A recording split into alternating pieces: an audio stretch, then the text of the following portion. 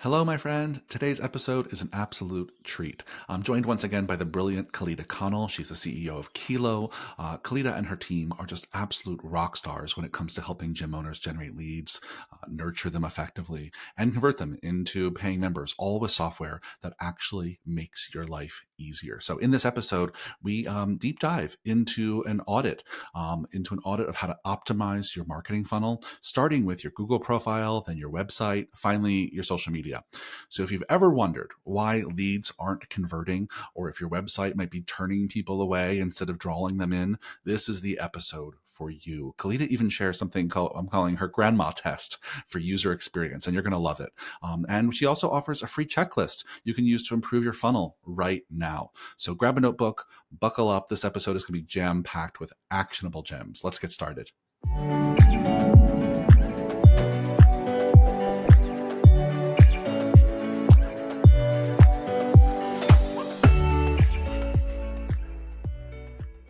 Hello, fitness business nerds. What's up? Welcome to another episode of the Business for Unicorns podcast. I'm very excited today to have back on the podcast one of my favorite guests. It's Kaleda Connell, CEO of Kilo. Welcome back, Kaleda.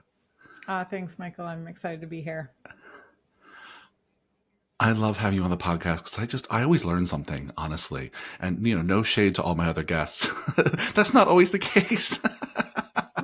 I'm starting out this podcast just being a shady person, but I just really do, because you're so good at what you do, and that's why part of why we love Kilo so much. You and the rest of the team are just so amazing at helping gym owners get those leads in the door, convert those leads into members, give them the tools and software to make it happen easily as possible. And so I love having you because I really always walk away with at least a nugget or two of information. So thanks again for being here.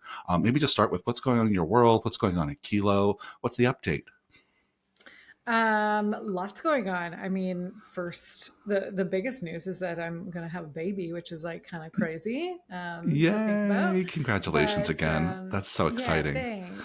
I have, lots of anxiety about what that's going to be like for myself and the company and that kind of thing. Yep. But luckily I have like such an amazing team. Like you said, I only have to threaten them once a week to stay on track, be good. And I'm just kidding. That's perfect. They're so amazing. But yeah, we've grown quite a lot over the last year. People are really liking our gym management software, which is new but really amazing. Sometimes I'm like, people come on it and they're like, "This is really good," and I'm like, "Really? Is it? Do you think so?"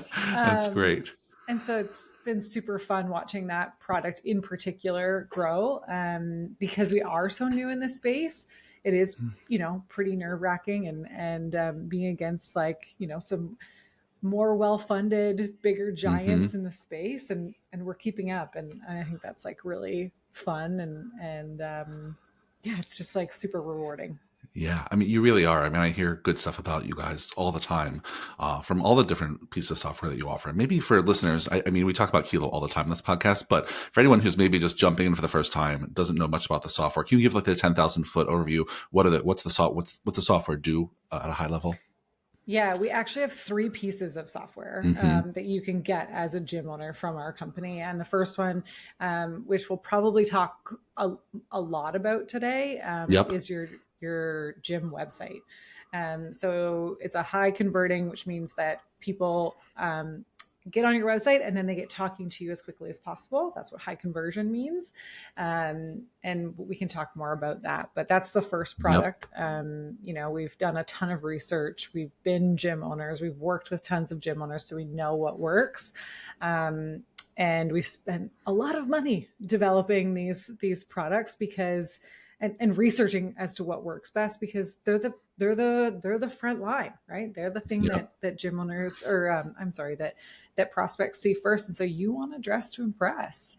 So that's the first piece. The second piece is once the lead sort of like puts their information into your website, is Gym Lead Machine. And so Gym Lead Machine is essentially your automated lead nurture, your sort of your marketing funnel, that kind of thing inside of that software that powers the back end of that website. So what it really does is like makes things easier for gym owners in that they can be a little bit more hands off. They can be a lot more organized, and then add in the personal touches instead of doing everything manually. So, like automated appointment booking, automated like reach outs.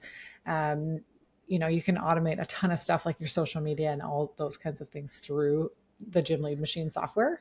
I'm really doing it a disservice because it does do so much. Of course. Yeah. I mean, I will say Yeah. just from my own experience and from working with Unicorn Center members who use both the website feature and the Gym Lead Machine feature software it's a game changer. I mean, it's just utterly a game changer to have just those hours and hours of your life back from emailing and texting and following up and posting and all of that. Not only can you have a plan and be more organized, but a lot of it's automated. It doesn't take your time anymore.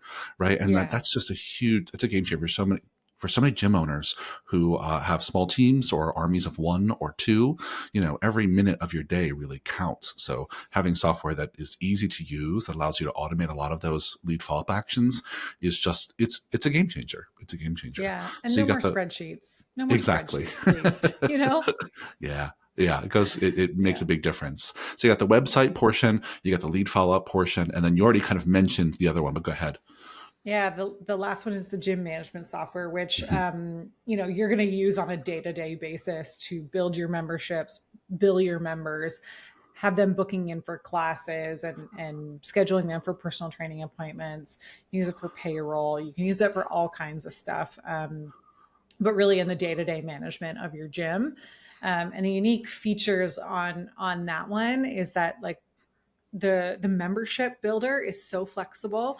And I know like when I had a gym management software, and I will not name it, but I know that like I had to Mm-hmm. have so many memberships in order to create like custom memberships. And in Yeah, this software, like it's really flexible with it's billing flexible. plans So no and matter that kind what of your thing. model is, you can make what you need. Yeah. Yeah. Mm-hmm. Yeah. And then your members have an app and it's super easy and it's, really affordable. And yeah, so Yeah.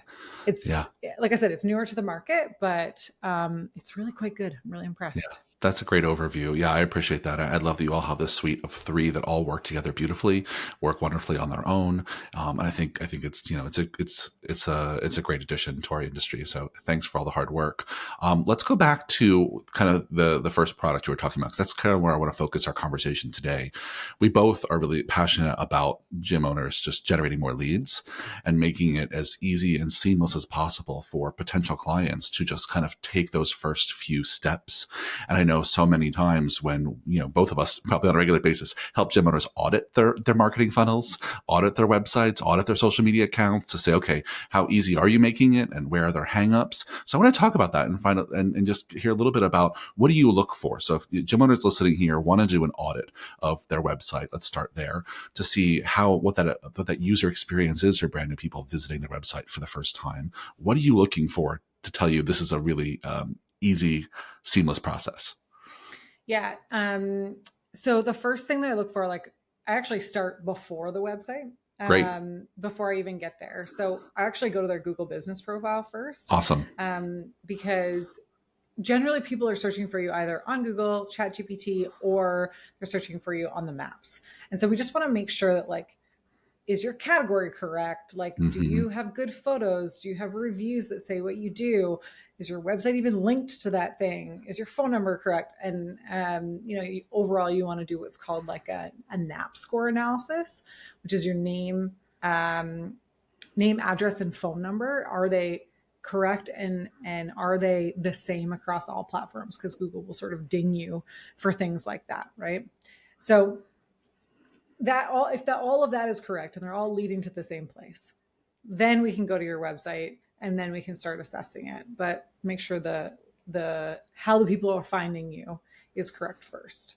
Yeah, I think it's a really great Once you go point, to and the I love that website, you. we want I to love make that sure you that added there's ChatGPT as well, right? Because I think more and more people are searching, using AI tools. So going on the AI tools and searching your business and see what comes up is impressive. And many times they are just scrolling, search engines like Google. So if it's good on Google, it's sometimes good there, but you never know these days. It's not very transparent. So I love that you're starting even before the website to make sure anywhere people could search for you, they're finding something consistent that drives them to the right place. yeah, and definitely feed ChatGPT, right? Like feed it the Mm-hmm. answers that you want Yep. it to have for your gym as well, because I mean, we all know that anything that you put in AI now becomes public information. So Yep. just, leave that as it is. But so yeah, once you kind of get to the website, we want to make sure that there is a good call to action, right? So it's a big, I'm going to say big red button. It doesn't have to be red, but there's a big button for something that you want people to do, whether that's book your free intro, book your 7-day trial, buy this intro package, like whatever it is. But then it's like, it's one thing that you want them to do, and you ask them to do that thing over and over and over again. Okay. The biggest mistake that I generally see on most websites is that we're asking people to do too many things at once. And then it's unclear to the prospect what you actually want them to do. It's like, check out our programs, look at our class schedule, 7 days for $7. Check out our spring promo, look at Black Friday. Like, this is all on one website instead of just having one main thing that you want people to do and then asking them to do it over and over again. So that's the biggest thing. And then the second thing that I always want to make sure that it's like super seamless on most people's websites is that when they click on that button, they give you their information and then they go to book the appointment for the thing that you asked them to do. Sure. And there's very few clicks in order for them to do that thing. So those are the two big things that I look for. I mean, aesthetics and those kinds of things aside, but those are the two. Of course. Yeah. I think that's so smart. And I love that you're emphasizing here, like, have one call to action. Because you're right. I go on so many websites and it's like, what are you wanting me to do? There's a million places I could click. And when you give people that many choices, they're going to want to, go click around for a little while. And we say all the time in marketing, right? When you confuse, you lose. So if you've confused people about what to do next, you've just kind of lost them. They're just going to go click somewhere else where it's easier to get started and it makes more sense. Yeah. And I love that when you said when you click on that thing, it should collect their information and then take them to the thing that you just promised them. Make it as few clicks as possible. Make it seamless. I'll even add a yes and to that, which is one of the things that is one of my pet peeves. Is when I go to click on someone's offer and there's a pop-up or a landing page that just asks for my information, but doesn't tell me more about what happens next. Like, I want to know, okay, I'm giving this information for what?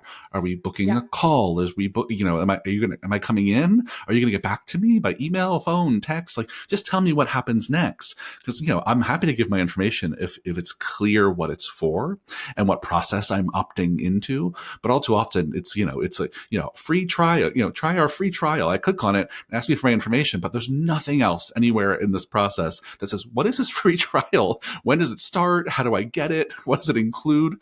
So there has to be some information that makes it clear to me, what am I saying yes to? And if it's clear and it's in line with what I need, I'm happy to say yes. But it's that confusion that I think sometimes gives our industry kind of a bad name of, there's a lot of shady players out there trying to bamboozle people. And so the minute you're that unclear, people can just lump you into that shady category, which is, none of us want. Hey there, Business Unicorns podcast listeners. I'm just making absolutely sure you have already gotten your free, instantly downloadable copy of my new book, The Little Book of Gym Marketing Secrets. You can find a link to download it in the show notes, or you can go to gymmarketingsecretsbook.com. I worked super hard to make sure this is a less than a 30-minute read and is a comprehensive overview of all the things you need to do to grow your gym, get more leads, more clients, and importantly, change more lives. Again, find the link in the show notes where you can download your free copy at gymmarketingsecretsbook.com. And now back to the podcast.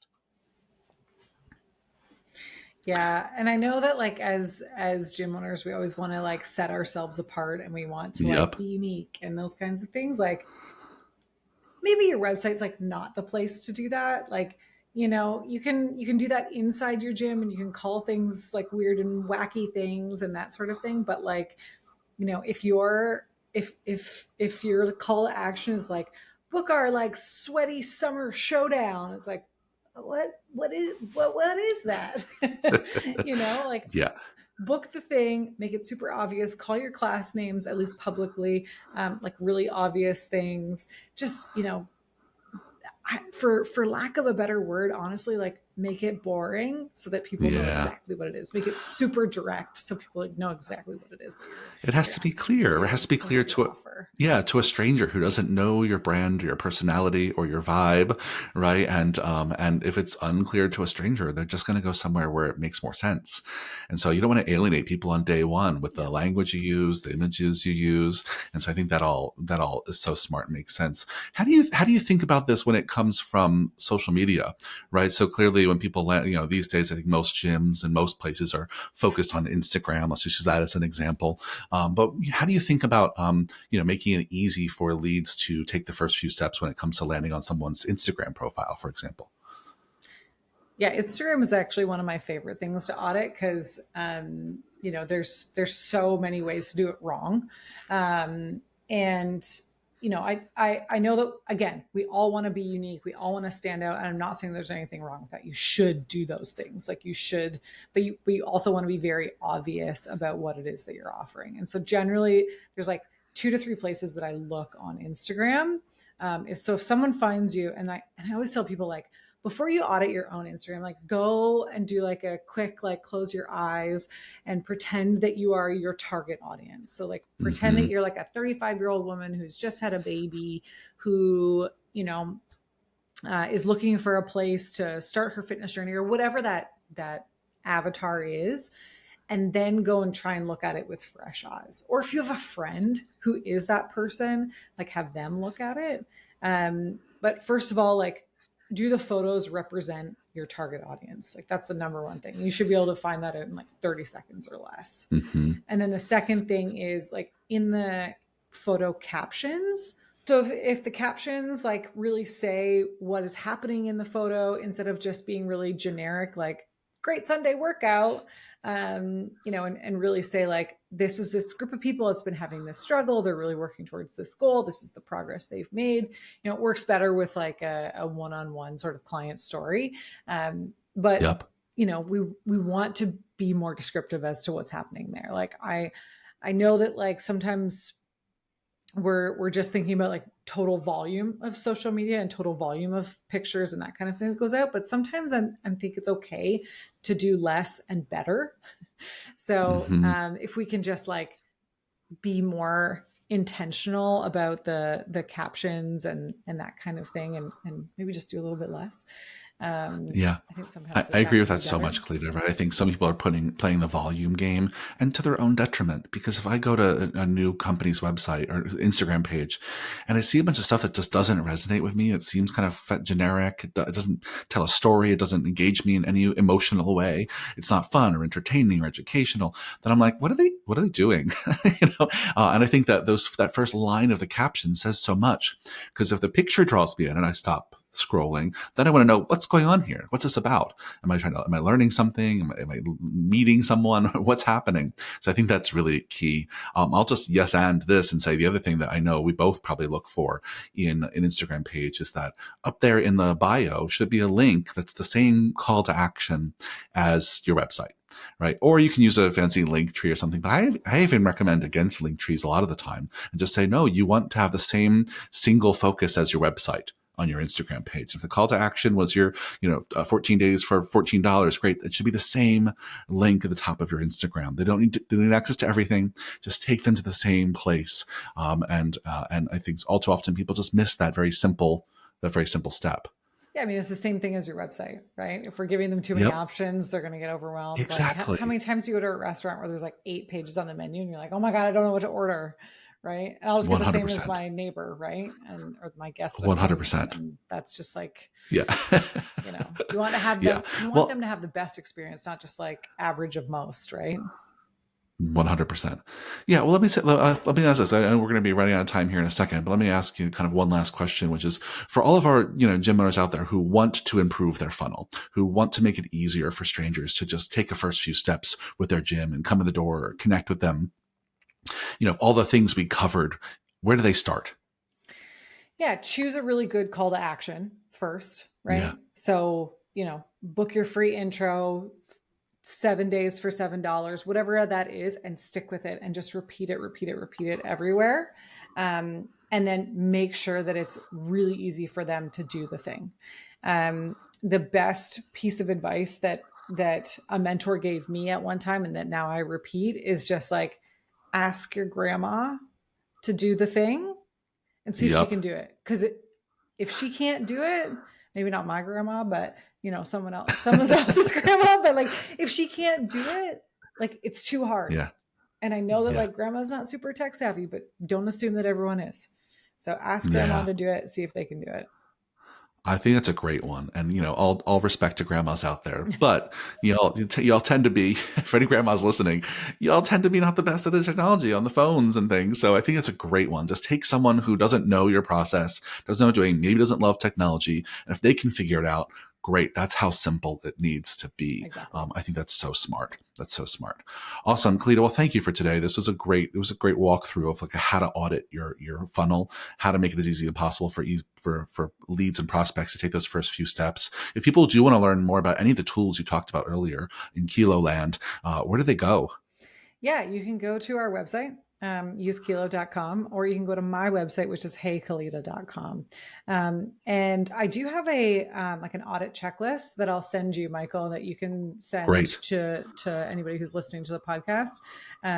Because yeah, it's kind of lengthy, but if you really want to do a deep dive on your like, on your website or on any of these things, like a checklist is hands down probably the best way to start going through this. So yeah, I can send you guys that. Yeah, I love that. We'll put it in the show notes, and I think it's just one of the most important assets that a gym has is really greasing the wheels to make those first few steps as easy as possible. So lead flow is not stagnated because of some silly mistake you've made, right? That it's really seamless process for people to get on board. Yeah, and one thing Awesome. Well, I want to add just before we wrap up is like, yeah, please. please don't go and spend a whole bunch of money on like paid ads or Google ads or Meta ads or anything like that until you fix these things first, because you're Yes. just going to waste your money and spin your wheels if you haven't fixed these things first. And you might be surprised at how little you have to spend if you fix these things on the front end. Yeah, yeah. That's such a good tip. Such a good tip. Until your funnel's really in order and all of this is in place. And I would go to say, and you have some process for lead follow up, right? Yeah. It's just some. Doesn't have to be perfect, but there's some. Then go spend some money on some ads, and yeah, I think that's so smart. That's awesome. Well, thanks as always, Kaleda. This was a fantastic conversation, and I'm taking away some nuggets as always. I'm sure our listeners are as well. So thank you so much. I really appreciate you, and dear listeners, I'll see you on the next one. Have a great day. Thanks. Bye.